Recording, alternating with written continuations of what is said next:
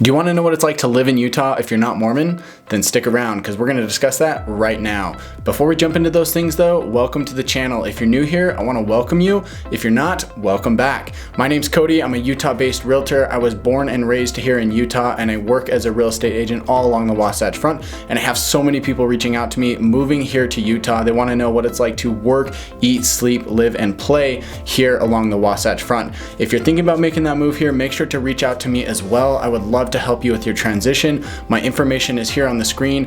I absolutely love it when you guys reach out, and I can't wait to hear from you. Also, don't forget to subscribe to the channel if you haven't already done so. I make videos about everything you need to know about living here in Utah, and you don't want to miss a thing if you're thinking about making that move here or even just coming to visit. So with that said, let's jump right in.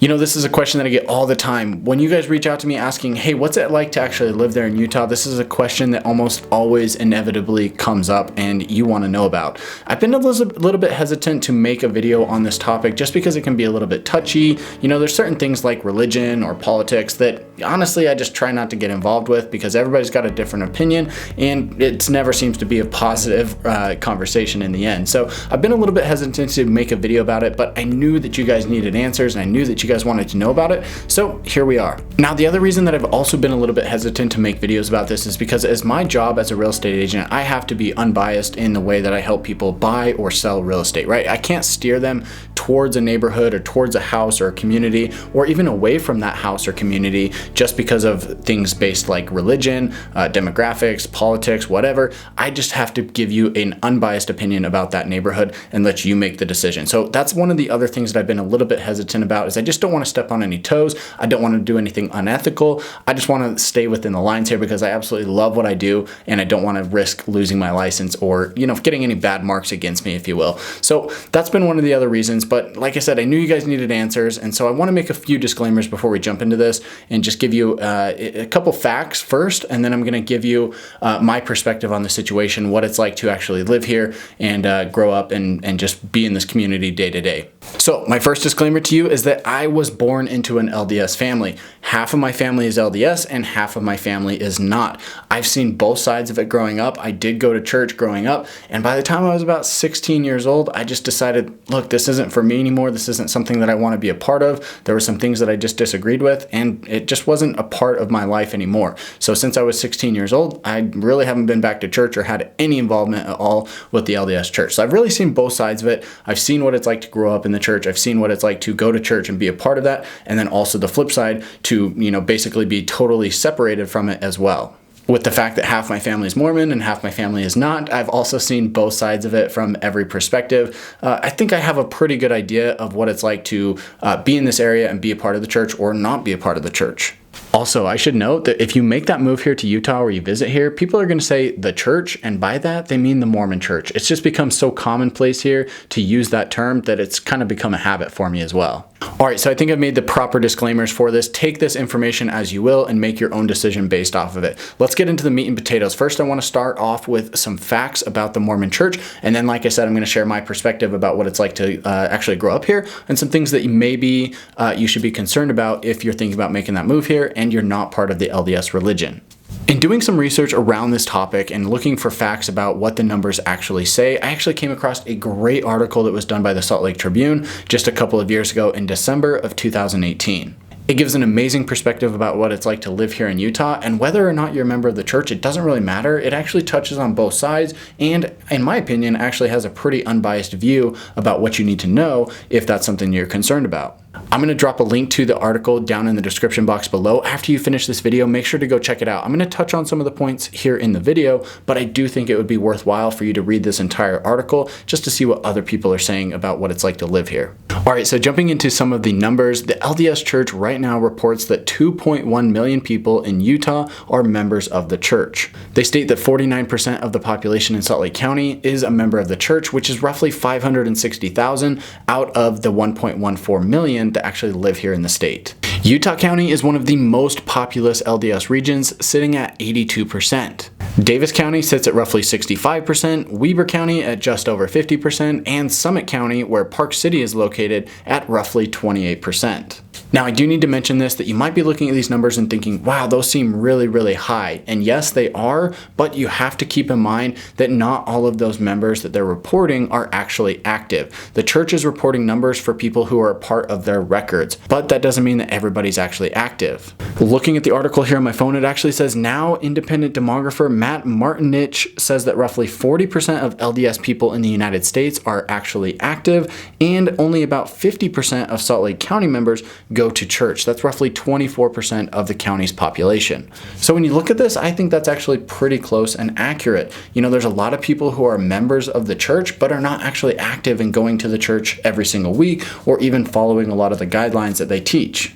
You can be a member of the church and be counted in these numbers, but that doesn't mean that you're necessarily active. So when you look at the actual community, they're estimating that roughly 24% of Salt Lake County is actually an active member of the church. It's also worth noting that you're going to have a wide spectrum of members here. On the one hand, you're going to have people who are super extreme. They follow every single guideline and they go to church every single week. And then on the other end, you've got people who haven't been to church in 20 years, right? They don't follow any of the guidelines. So you're going to have a wide range there. A lot of people fall right in the middle. They go to church, mostly every week. They follow most of the guidelines. They do their best.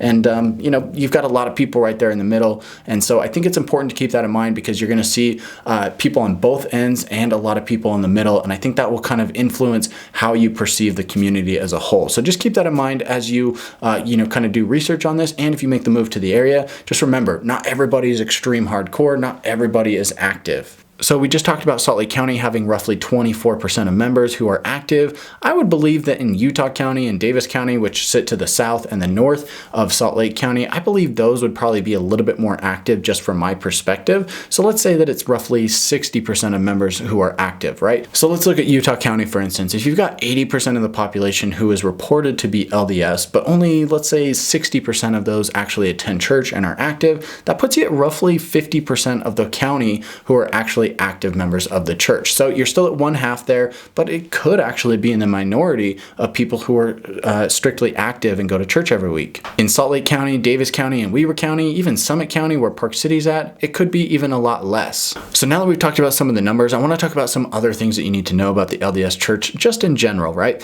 It's generally a very conservative religion. They tell you not to drink. They tell you not to smoke. They tell you not to get tattoos. They want you to go to church every week. They want you to be kind and loving. A lot of these can be great qualities. So these are things that you have to kind of keep in mind as far as what it's like to actually live in the community there, right? So if you're not supposed to drink, well, naturally that means that there's not going to be as many bars or breweries around here in the Salt Lake area. There are bars, there are breweries out there. I don't want to give a false expectation that there's just nothing out here, that we're totally dry or something, but there's just not as many, right? You go to California, you go to any other state, you can find bars and breweries just about everywhere, right? But here in Utah, it is a little bit more restricted. Same thing with other shops such as coffee shops or tattoo parlors or whatever. Those are just going to be fewer in numbers, which necessarily isn't a bad thing. It's just become more restrictive just because there's not as much demand for it, because a large portion of the population doesn't necessarily believe in taking part of those things, right? So now let's talk a little bit about my perspective, having seen both sides of it and actually grown up and now living in the community.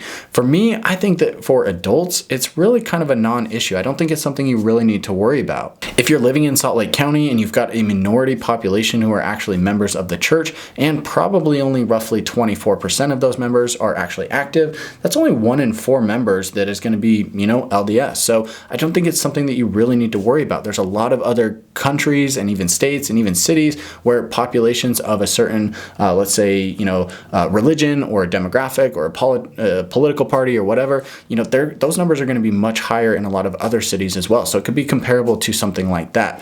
So for adults, I don't really think it's something you need to be worried about. I think for kids, you could have a little bit of confrontation every once in a while. I have heard stories where kids are like, oh, I can't play with this kid because his parents are LDS and we're not, and they don't love the fact that our values don't align or whatever. It's kind of silly. You can still be great kids. That is super rare. I don't want you to think that that's happening all the time. There's tons of kids here. I've heard stories also where kids growing up, every single kid in their class was a member of the church, and now the kids of the church are actually the minority. So it is becoming more diverse. I think for kids, you may see some separation there. It's just kind of one of those things. In the article, again, it says that the people of the same kind like to be with people who are like them, right? And that's understandable. It's just how you generally associate with people who have the same values or views as you. So that's totally normal, nothing new there. So it's just one of those things to kind of keep in mind that, your kids may make friends because they're in the church, or they may not make friends because they're in the church, and I think that goes the same for adults, right? Adults generally make friends and hang out with people that are like them as well. So I don't think it's really an issue. If you're moving to Utah, I don't think it's something you should be concerned about. It is a big part of the culture here, and you will be exposed to it. I'm not going to say that you're just, not even going to notice it, but I think there's actually a lot of things that can kind of work in your favor because it is such a part of the culture here. So to touch on a couple of those things, I think there's actually a few points that can kind of work in your advantage. If you yourself have kind of conservative values, I think you could actually fit in really well with the people who are here. I'm not saying that you have to be conservative or whatever, whether it's economically, politically, whatever, but if you just generally want to be a nice, kind person, that's something that can fit in because LDS people are generally known for being very nice, being very kind and welcoming. So I think that's something that can work to your benefit there. I also want to point out that on Sundays, a lot of things are going to be closed, right? A lot of shops close early, a lot of restaurants are closed. So it can be kind of a bummer to not have access to that. But on the other hand, you've got great access to the outdoors, you've got access to the grocery stores, you've got access to a lot of stuff that's going to be half empty because those members of the church are not going out on Sunday, right? That's one of the things that the Mormon church teaches is generally the day of Sunday should be a day for rest, right? You shouldn't go shopping, you shouldn't go out and do entertainment or anything like that. It should be a day for rest to kind of recollect from the week. So that's one of those things where you can actually go hiking, go skiing, go out and about, go to grocery stores, whatever, and do all that stuff because it's going to be, half as populated as it normally is, as, especially comparing if you were to go on like a Saturday, for instance. And one of my favorite things is actually being able to go to a restaurant, and if there's a wait to get into the restaurant, a lot of times you can actually get into the bar and sit at the bar and order a drink and not have to wait at all. A lot of people don't want to sit at the bar, so I love going to the bar and,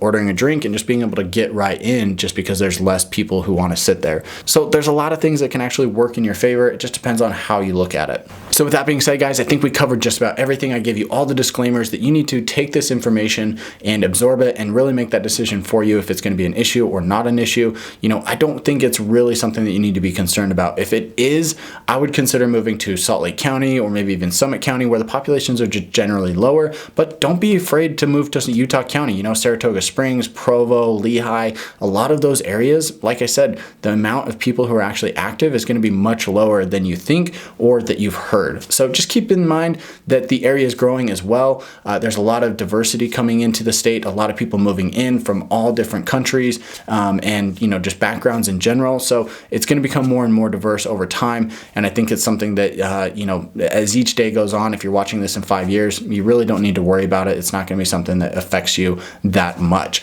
So with that being said, guys, if you're moving here to Utah, make sure to reach out to me, call me, text me, or email me anytime. I absolutely love hearing from you guys. Don't forget to subscribe to the channel. And please, if you enjoyed this content, don't forget to share it with a friend or a family member who might enjoy it as well. With that said, I'll catch you in the next one.